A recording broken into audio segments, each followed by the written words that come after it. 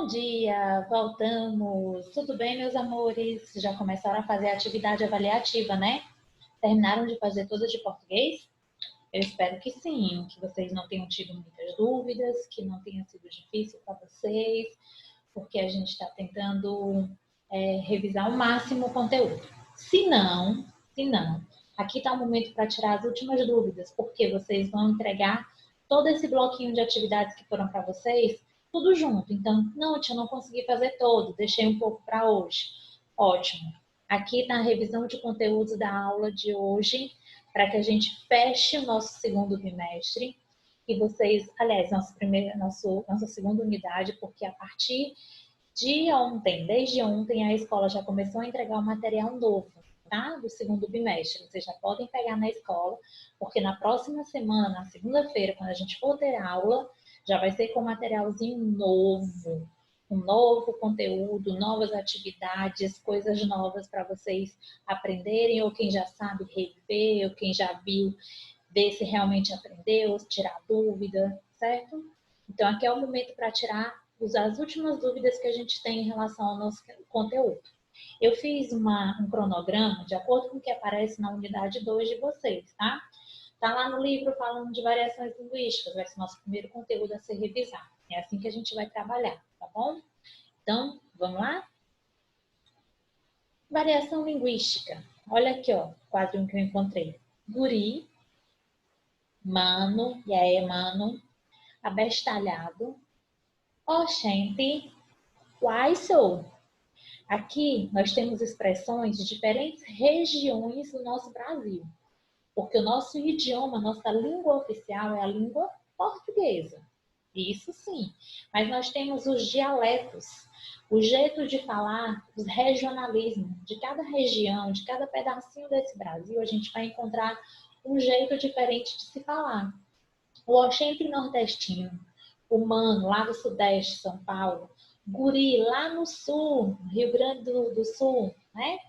Eles vão falar desse jeito. Abestalhado. Eu escutei muito isso quando eu fui a Recife uma vez, as pessoas chamando o outro de abestalhado, mas não é abestalhado de qualquer... É como é besta, é uma bobagem. E o ai sou, mineirinho, sabe? Que fala tudo pela metade. São as nossas variações linguísticas. Aí é que eu trouxe algumas informações para vocês. A linguagem, deixa eu tirar aqui da frente. A linguagem é a característica que nos difere dos demais seres, permitindo-nos a oportunidade de expressar sentimentos, revelar conhecimentos, expor nossa opinião frente aos assuntos relacionados ao nosso cotidiano e, sobretudo, promovendo nossa inserção ao convívio social. A formação de cultura, a passagem de informações, de conhecimentos, as discussões não é briga, não. As discussões é quando a gente está trocando informações com outra pessoa, quando a gente está tentando convencer o outro daquilo que a gente quer, daquilo que a gente acredita, que a gente entende. Isso tudo faz parte da nossa linguagem.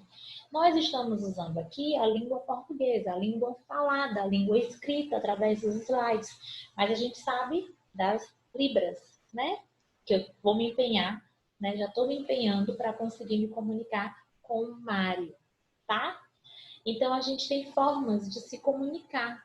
E a nossa forma de se comunicar é através da linguagem, da língua, ou libras, ou a língua portuguesa, certo?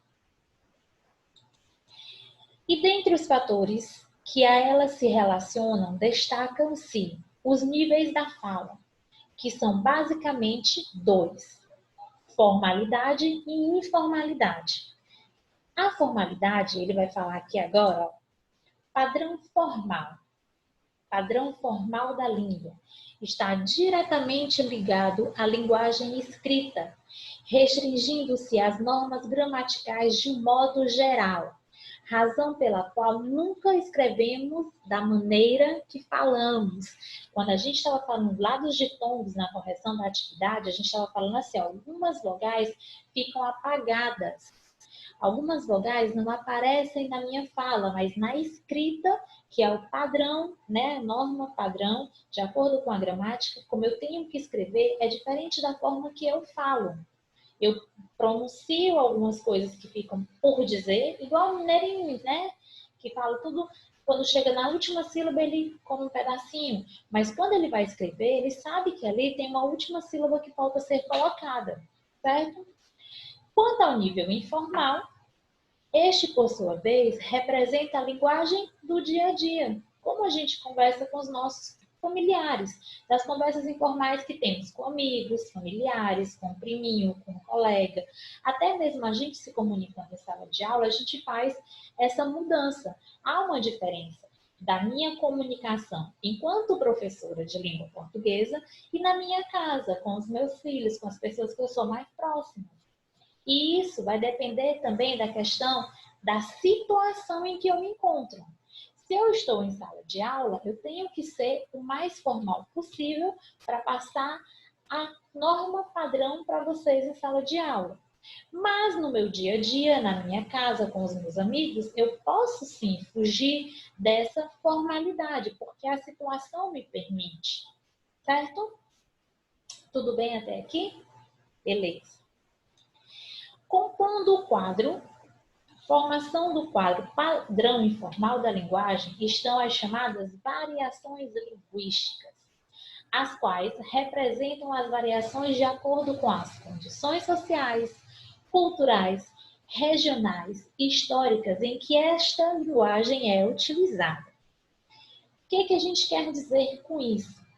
A pessoa que, por exemplo, não teve a oportunidade de frequentar uma escola, não teve. Ela sabe se comunicar. Ela usa todas as artimanhas para falar e se fazer entender. Mas ela não teve a oportunidade de ir para a escola e ter os conhecimentos gramaticais formais que a gente está tendo. Muda a forma de falar? Muda. Mas ela se faz entender? Sim, ela se faz entender. Então, eu tenho uma questão social, níveis sociais, de classe. As pessoas que têm oportunidades de frequentar as melhores escolas, as pessoas que não têm oportunidade das melhores, mas escolas intermediárias, as pessoas que estão morando na cidade, as pessoas que estão lá no interior e não têm essa oportunidade. Isso são questões sociais. Elas não têm o mesmo nível de escolaridade, portanto, o mesmo conhecimento. Mas ainda assim, elas têm sim como se comunicar, como conversar, como se fazer entender, contar histórias, debater com alguém, fazer um pedido, fazer uma compra, sair lá do interior da casa dela e até. Entendem? Beleza. Culturais. Culturas diferentes. Certo? Modo de vidas diferentes. Regionais. Né? A gente acabou de mostrar aquele quadrinho lá, o ai, né? Mineirinho, fala o ai, o abestalhado. Eu achei que era de Pernambuco, não tenho certeza, mas eu ouvi bastante as pessoas falando lá dessa forma. Como também a gente vai encontrar as palavras que são determinadas coisas. Por exemplo, mandioca, macaxeira, aipim. É a mesma coisa. Até onde eu sei, é a mesma coisa. Mas dependendo da região em que eu me encontro, ela vai ter um nome diferente. Mas é a mesma leguminosa, com raiz. Então, tapioca, beiju, mexerica, tangerina, certo? Região. Vai mudar a região, vai mudar os nomes e o significado é o mesmo. E históricas. Essas históricas é a evolução da língua. Palavras que caíram em desuso e palavras novas que começaram a ser usadas no nosso vocabulário. Beleza? Tudo bem até aqui? Ótimo. Vamos lá. Variações históricas. Parece que está começando de trás para frente, né? Aí tem aqui, antigamente. Antigamente, as moças chamavam-se Mademoiselle. Mademoiselle. São as mocinhas, moçoilas. E eram todas mimosas e muito prendadas, né? Gostavam das coisas, das atividades domésticas, sabiam cozinhar, costurar, passar, antigamente. Não estou dizendo que hoje não sejam assim, né? Porque agora a gente desempenha muitas outras atividades, várias outras, trabalhando, estudando, cuidando da casa, muita coisa. Não faziam anos. No aniversário, perguntar a idade de uma moça? Não. Completavam-se primaveras, em geral 18. Até os 18 anos, podia-se dizer quantas primaveras completaram. Os janotas, mesmo sendo rapagões, são os meninos, faziam-lhes pé de alferes. Pé de alferes é cortejando, né? Cuidando ali de perto, arrastando a asa, mas ficavam longos meses debaixo do balaio. Longos meses é ficar cortejando, paquerando de longe. Gostava, queria se aproximar, mas não chegavam assim de repente. Eles iam, né, por muitos meses, só ali olhando, trocando olhares. Isso antigamente. Balaio, balaio na surdina, guardadinho, dentro de um lugarzinho fechado. Primaveras é o aniversário, completar anos. Mademoiselle são as moças, as meninas, as jovens. Isso aqui é um vocabulário que se usava muito mais antigamente. Aqui é Carlos Drummond de Andrade, né? Mas existem outras palavras que a gente usava muito e agora caíram em desuso. Uma vez eu falei sobre pitelzinho, que é achar alguém bonito. Deixa eu pensar aqui outras palavras. Voz-me-ser. O voz-me-ser, ele vai tendo uma evolução até chegar o você de hoje, que agora está o VC lá na escrita do WhatsApp. Isso é uma variação histórica, é a mudança da língua ao longo do tempo. Palavras que eram usadas antigamente hoje não são mais, ou palavras novas que entraram no nosso vocabulário. Certo? Ótimo, vamos lá. Variações regionais. Ó, lá no sul, nordeste, sudeste, as mudanças que a gente tem na nossa língua. São os chamados dialetos, que são as marcas determinantes referentes a diferentes regiões. Como exemplo, citamos a palavra mandioca, que em certos lugares recebe outras nomenclaturas, tais como macaxeira e aipim. Figurando também esta modalidade estão os sotaques. O tá daí, menino, né, do nordestino, ligados a características orais da linguagem. Ou bar, né? Tu não fez isso não, bate, né? Lá do pessoal do sul, de Minas Gerais, do Sudeste, tá? Eu tô tentando aqui, gente, mas claro que eu não consigo reproduzir também. Agora, se eu for lá passar uma semana quando eu voltar, eu volto falando igualzinho, tá bom? Que estão diretamente ligados ao... Aí agora eu tenho as variações sociais ou culturais. Estão diretamente ligadas aos grupos sociais de uma maneira em geral. E também ao grau de instrução de uma determinada pessoa. Como exemplo, citamos as gírias, os jargões e o linguajar caipira. As gírias, tá ligado? Maneiro, né? As gírias pertencem ao vocabulário específico de certos grupos, como os surfistas, cantores de rap, tatuadores, entre outros. Mas pessoas de São Paulo, por exemplo, têm suas gírias, do Rio de Janeiro têm suas gírias, como a gente também tem nossos dialetos, tá? Que os dialetos é mais direcionados para nós, como uma forma de falar, tá? Os jargões. E aqui eu vou explicar para vocês logo, antes de qualquer coisa. Médicos, falando sobre determinadas doenças ou partes do corpo. Eles usam as palavras do jeito que elas são, os termos técnicos, né? Meu bucumbuco, cox, aí patela é uma coisa no joelho, martelo é uma coisa no ouvido, tá? São as palavras que eles se utilizam para conversar entre eles, da mesma área. Assim como os advogados se valem dos termos técnicos da profissão para se comunicar. E que nós, leigos, muitas vezes não entendemos. Claro que depois de uma certa explicação, a gente pode entender o contexto do uso desses jargões, mas que são utilizados principalmente com grupos fechados de profissionais. Aí ele fala assim, ó, os jargões estão relacionados ao profissionalismo, caracterizando um linguajar técnico. Representando a classe, podemos citar os médicos, advogados, profissionais da área de informática, entre outros, que são conhecimentos específicos de dentro de cada área profissional. Tudo bem? Vício na fala. E aqui eu quero que vocês pensem no Chico Bento. Chico Bento, personagem de Maurício de Souza, que fala lá no interiorzinho dele. Vício na fala. Para dizerem milho, dizem mió. Mil.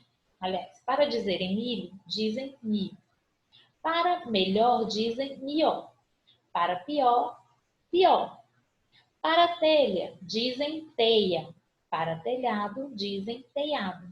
E vão fazendo telhados. E vão construindo cultura. E vão contando as suas histórias, o seu modo de falar. Certo? Oswald de Andrade. Tudo bem? Vícios na fala. Nosso próximo assunto. Gente, tudo bem até aqui? Espero que ajude muito, muito, muito. Dígrafos. Olha aqui, ó. Coleguinha aqui procurando os dígrafos. Dígrafos a gente já viu e aqui a gente vai repetir alguns slides, mas é uma revisão mesmo. Cada consoante perde sua unidade sonora, que é o conjunto de duas letras apresentam um só som. Tudo bem? Queda, Q, U. Esse Q, U, a gente tem que lembrar sempre que ele precisa estar ao lado de um E ou de um I. E que o som do U não pode ser pronunciado para que seja dígrafo, certo? NH, aqui ó, GUE, QI, QI, CH, GUE, de novo aqui ó, SC, S cedilha, XC, RR e SS. São 10 dígrafos. A gente vai ver já no próximo quadro que são 10 dígrafos. Lembrando que desses 10 se separam na separação, 5 se separam na separação silábica e os outros 5 não se separam, certo? Que aí a gente vai ter os dígrafos perfeitos e imperfeitos. Os perfeitos permanecem na mesma sílaba, na separação silábica, e os imperfeitos não permanecem, tá? Eles ficam separados em sílabas diferentes. Aí tá aqui o nosso quadrinho mostrando todos os dígrafos consonantais. Consonantais. Tá aqui, ó. E aqui é o fonema produzido. X, aqui o I, aqui o Mi, aqui o G, G, G, aqui o Q de casinho, ó. Todos esses outros aqui, ó, sonzinho de S e esse daqui R. Vamos contar quantos tem? 1, 2, 3, 4, 5, 6, 7, 8, 9, 10. Certo? Desses 10, ó, CH, LH, NH, GU, QU permanecem na mesma sílaba quando forem participar das separações silábicas. Portanto, eles são dígrafos perfeitos. Enquanto os demais, os outros 5, são imperfeitos, porque eles ficam em sílabas separadas. E aqui eu tenho o exemplo, tá, de cada um deles, certo?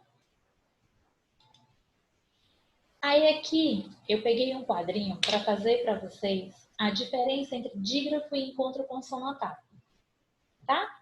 Porque no dígrafo eu vou formar apenas um som, no encontro consonantal não. Eu tenho o encontro das consoantes, mas elas não formam o mesmo som. Eu tenho um fonema para cada consoante, para cada letra, tá? Consoantes. São sons produzidos pela corrente de ar que vem dos pulmões e encontram obstáculos. As vogais eu não encontro. A, E, I, O, U. Não tem obstáculo. Mas na consoante eu tenho. Quais são esses obstáculos? A língua se movimentando, tocando o céu da boca, tocando atrás do dente, tocando aqui no lábio. Sempre eu vou ter um obstáculo. Encontro consonantal é um agrupamento de consoantes numa mesma palavra. Ele pode ocorrer na mesma sílaba ou sílabas diferentes. No caso da palavra atleta, eu tenho TL, atleta, que vai ficar na mesma sílaba. Não vai? Atleta, certo? Já os dígrafos, que é o que a gente está vendo, ocorrem quando duas letras representam o mesmo fonema. Básico. Tranquilo? Estamos acabando, gente. Estamos acabando. Aí aqui, olha. Por que eu coloquei esse emojizinho aqui coçando a cabeça? Que dúvida. Palavras com terminações ICE e ISSE. Aqui a gente vai entender que a gente vai aprender isso também com o tempo, né? Eu trago para vocês as regras gramaticais, mas o tentar fazer, o produzir, o ler, estou procurando aqui a palavra correta. É o fazer mesmo, é se utilizar dessas regras para a gente aprender. É com o tempo, a gente vai adquirindo esse vocabulário e vai guardando essas informações. Olha aqui o que vai me falar sobre as terminações dessas palavras. Você tem dúvidas no momento de escrever determinadas palavras? Todos nós temos, porque a gente não tem o costume. Às vezes a gente não tem o costume de usar essa palavra o tempo inteiro. Ou a gente escuta e como a gente fala de um jeito, escreve de outro, o som se parece, a gente acaba tendo dúvidas. À medida que praticamos, pronto, é a prática, era essa palavra que eu queria encontrar. À medida que praticamos bastante a leitura e a escrita, vamos aprendendo o significado e a grafia correta das palavras. Eu trago para vocês essas informações, mas se vocês guardarem elas e não se utilizarem, vocês vão acabar esquecendo. Então, eu tenho que praticar para poder manter e realmente guardar e fixar esses conteúdos na minha cabeça. Tá bom? Tá aqui, ó. As palavras com a terminação ICE fazem parte dos substantivos. Substantivos. Sabe aquela classe gramatical das palavras que nomeiam seres? E nesse caso aqui, a gente está trazendo substantivos de algum sentido que não sejam palpáveis, de toque, de pegar, tipo caneta, né? Meiguice, peraltice. A peraltice é quando você faz muita coisinha que não devia fazer, né? Você não se aquieta um minuto, aquele menino é muito peralta, ele é muito ativo. Tolice, belice, gulodice. Gulodice é bom, né? Exemplo. A sua meiguice me encanta. A meiguice de vocês me encanta. Certo? Aqui, palavras terminadas com ICE, ele vai dizer que estão estão ligadas aos substantivos, que é a classe gramatical de palavras que nomeiam seres em geral. Certo? Enquanto ISSE fazem parte dos verbos. Olha os exemplos. Dormisse, partisse, sorrisse, dirigisse, divertisse. Se eu dormisse, se ele partisse, se você sorrisse para mim, se ele dirigisse o carro, né? Se ele dirigisse o filme, se ele estivesse se divertindo, se ele se divertisse. Gostaria muito, olha o exemplo, gostaria muito que você se divertisse durante meu aniversário. Verbo, divertir. Dormisse, dormir. Partisse, partir. Sorrisse, sorrir. Dirigir, dirigisse, dirigir. Divertisse, divertir. Tudo bem? Tudo bem até aqui? Enquanto o ICE está ligado aos substantivos, o ISS está ligado aos verbos. O que são verbos, tia? Palavras que determinam ações, fenômenos meteorológicos ou estado. Certo? Estado, ele está doente. É um estado? Tudo bem? A gente vai ver classe gramatical mais aprofundada, tá? O uso do dicionário. Eu vou ter que correr só um pouquinho, porque nosso tempo já está acabando. O uso do dicionário. Isso aqui a gente viu na nossa penúltima aula. Continua o mesmo, é só porque a gente está realmente revisando o nosso conteúdo. Sabemos que o nosso alfabeto é constituído de 26 letras e que as palavras contidas no dicionário aparecem organizadas em ordem alfabética, não somente no dicionário, como a gente falou. Olha o meu dicionário aqui me acompanhando o tempo inteiro, ó. Mas nas listas telefônicas, na lista de medicação na farmácia, na frequência que a gente faz em sala de aula para colocar as notinhas de vocês, para colocar presença ou ausência, também estão na ordem alfabética. Por quê? Ela serve para facilitar ainda mais nossa busca, certo? Para facilitar. Imaginem vocês, para a gente buscar o nome de uma pessoa, numa lista de 1000 pessoas, por exemplo, se ela não tiver em ordem alfabética, como é que a gente vai conseguir colocar isso em ordem? Que a gente vai conseguir encontrar essa palavra, esse nome. Complicado, né? Então, é por isso que está em ordem alfabética. Ao abrirmos uma página do dicionário, logo percebemos a presença de duas palavras que se destacam. Lembram que eu mostrei para vocês na aula passada? Aqui, ó. Coletivo. Aqui, ó. Coletivo e colóquio. Estão vendo? Lembrando que essa daqui, ó, coletivo, é a primeira palavra que eu tenho nessa coluna. E o colóquio é a última palavra que eu tenho na segunda coluna. São chamadas de palavras-chave ou guia. Principalmente porque elas vêm expressas no canto direito e no canto esquerdo. Elas servem, além de serem denominadas de palavras-chave, também servem para orientar nossa consulta, pois indicam a primeira e a última palavra de cada página. Isso quer dizer, ó, a primeira, que eu tenho na primeira coluna, é a que vai estar bem no iniciozinho, quando eu abro, é do meu lado esquerdo. Entre elas, eu vou ter várias palavras parecidas até chegar à segunda palavra, que é a última da segunda coluna, lá do meu lado direito, porque ela vai estar dividida em dois pedacinhos assim, ó, em duas colunas, uma, duas. A primeira palavra é a primeira dessa coluna e a segunda palavra é a última palavra da segunda coluna, certo? Quando a gente tiver aula presencial, eu vou mostrar isso para vocês bem mais detalhado, assim, na mãozinha, mostrando. Aí eu tenho o uso do dicionário, para isso elegeremos a palavra abreviatura, que é o substantivo feminino, tá aqui, ó. Abreviatura, substantivo feminino, e eu tenho quantas definições? 3. Fração de palavra que designa o vocábulo todo. Sinal com que se representa uma palavra ou qualquer coisa em ponto pequeno, miniatura, abreviaturazinha. Certo? Tá quase acabando, meus amores. Interessante. Aí a gente retoma aquela questão de dizer assim, ó, o jeito que eu falo é diferente da forma que eu escrevo. Porque eu penso, eu escuto interessante. Eu posso perfeitamente achar que é com C cedilha, pelo som produzido. O C cedilha que tem um som parecido com S, eu vou lá e coloco. Mas eu vou no dicionário e descubro que a forma correta é com 2 S. Tá aqui, ó. Interessante. Adjetivo de 2 gêneros, que desperta interesse, é um adjetivo. Este livro é interessante.